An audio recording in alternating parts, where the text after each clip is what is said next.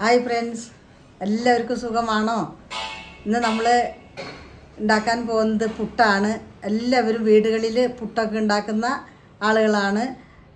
പക്ഷേ ഇത് കറിയൊന്നും കൂടാതെ നമുക്ക് ഈ പുട്ട് തയ്യാറാക്കി വേഗം കഴിക്കാൻ പറ്റിയതാണ്. ചാനലിൽ പുതിയതാണെങ്കിൽ ഒന്ന് സബ്സ്ക്രൈബ് ചെയ്യുവാനും ലൈക്ക് ചെയ്യാനും അതുപോലെ ഞങ്ങളെ സപ്പോർട്ട് ചെയ്യാനും മറക്കരുത്. എന്നത് വേഗം തന്നെ ഉണ്ടാക്കിയെടുത്താലോ. ഇതിന് വേണ്ടിയിട്ട് ഒരു കപ്പ് കടല ഞാൻ തലേ ദിവസം കുതിർത്തി വെച്ചതാണ്. ഇനി ഇത് നമുക്ക് കുക്കറിലേക്ക് ഇട്ട് കൊടുക്കാം.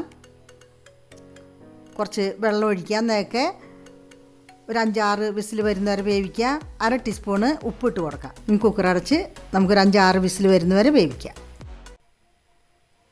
ഇനി ഇതിന് വേണ്ടിയിട്ട് ഞാൻ 2 കപ്പ് അരിപ്പൊടിയാണ് എടുത്തിരിക്കുന്നത്. കുറച്ച് തരിയുള്ള അരിപ്പൊടിയാണ്, പുട്ടുപൊടി. ഇനി 1/2 ടീസ്പൂണ് ഉപ്പും കൂടി ചേർത്ത് നമുക്ക് നന്നായിട്ട് ഇതിനൊന്ന് കുഴച്ച് വയ്ക്കാം. വെള്ളം ആവശ്യത്തിനനുസരിച്ച് നമുക്ക് ഇതേപോലെ കുഴച്ച് വയ്ക്കാം. 2 മിനിറ്റ് ഇരിക്കുമ്പോൾ പൊടിയെല്ലാം നല്ലോണം കുതിർന്ന് കിട്ടും. ഇതേമാതിരി മുകളിൽ കുറച്ച് വെള്ളം കൂടി ഒന്ന് തുള്ളി കൊടുത്തു കഴിഞ്ഞാൽ നമ്മുടെ തരിയെല്ലാം നല്ലോണം കുതിർന്ന് കിട്ടും. ഇനി നമുക്ക് ഒരു പാൻ അടുപ്പത്ത് വയ്ക്കാം. ഒരു 1/2 ടീസ്പൂൺ നെയ്യ് നമ്മളതിലേക്ക് ഇട്ട് കൊടുക്കുകയാണ്. കുറച്ച് അണ്ടിപ്പരിപ്പ് ഞാൻ ചെറുതായി നുറുക്കി വെച്ചതാണ്. ഇതൊന്ന് നമുക്ക് ഇളക്കി കൊടുക്കാം. ചെറുതായും ചൂടായി വരുമ്പോൾ നമുക്ക് ക്യാരറ്റ് ചിരണ്ടി വെച്ചതാണ്, അത് നമുക്ക് ഇതിലേക്ക് ഇട്ട് കൊടുക്കാം.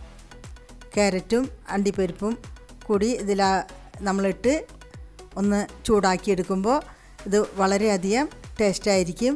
ചെറിയൊരു മധുരവും അതേപോലെ തന്നെ നെയ്യുടെ ടേസ്റ്റും ഒക്കെ പാടെ നല്ലതായിരിക്കും. ഇനി ഒരു 1/2 ടീസ്പൂണ് നമ്മൾ ഓയിൽ ഒഴിച്ച് കൊടുത്തു. ഒരു 1/2 ടീസ്പൂണ് ചതച്ച മുളക് ഞാൻ അതിലേക്ക് ഇട്ട് കൊടുത്തിട്ടുണ്ട്.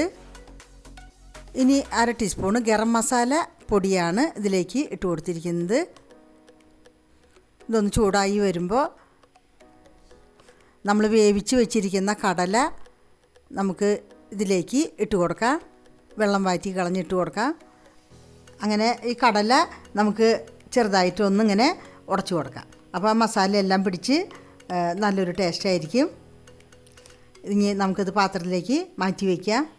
കടല നമ്മൾ ഇങ്ങനെ എടുക്കുമ്പോൾ നമുക്കിത് കറിയായിട്ട് ഉണ്ടാക്കിയെടുക്കേണ്ട ആവശ്യമില്ല. ഇത് നമുക്ക് ഓരോ ലെയറായിട്ട് നമുക്ക് ഇട്ട് കൊടുത്ത് ഉണ്ടാക്കിയെടുക്കാവുന്നതാണ്.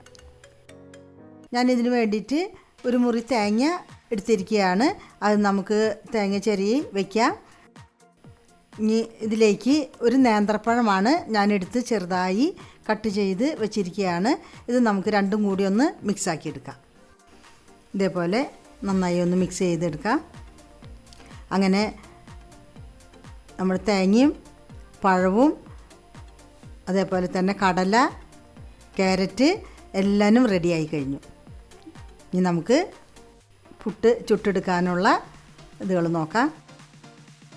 ഇതിന് വേണ്ടിയിട്ട് ഒരു പുട്ടുകുടം അടുപ്പത്ത് വെച്ചിരിക്കുകയാണ്. അതിൽ കുറച്ച് വെള്ളം ഒഴിച്ച് കൊടുത്തു. ഞാൻ 2 ഉള്ളി ചതച്ചിട്ടിട്ടുണ്ട്.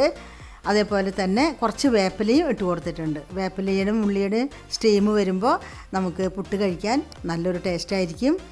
ഇനി നമ്മൾ കണയിലേക്ക് അടിയിൽ തേങ്ങയിട്ടു, പിന്നെ കടല പൊടിച്ചത് ഇട്ട് കൊടുത്തു. ഇനി നമ്മൾ കുറച്ച് അരിപ്പൊടി നനച്ച് വെച്ചത് ഇട്ട് കൊടുക്കുകയാണ്. ഇനി നമ്മൾ പഴവും തേങ്ങയും കൂടി ചേർന്നത് നമ്മൾ ഇടയ്ക്ക് ഇട്ട് കൊടുക്കുകയാണ്. ഇനി നമ്മൾ അതേപോലെ അരിപ്പൊടി ഇട്ട് കൊടുക്കുകയാണ്.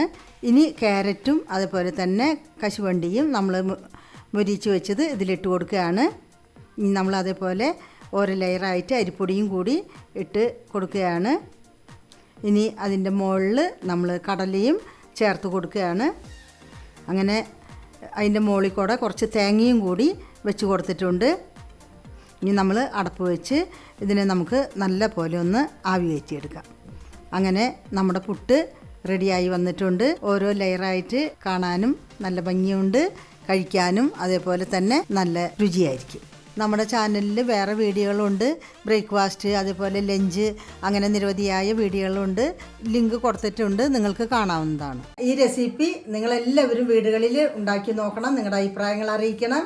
അടുത്തൊരു വീഡിയോയുമായി നമുക്ക് വീണ്ടും കാണാം. അതുവരയ്ക്ക് ബൈ.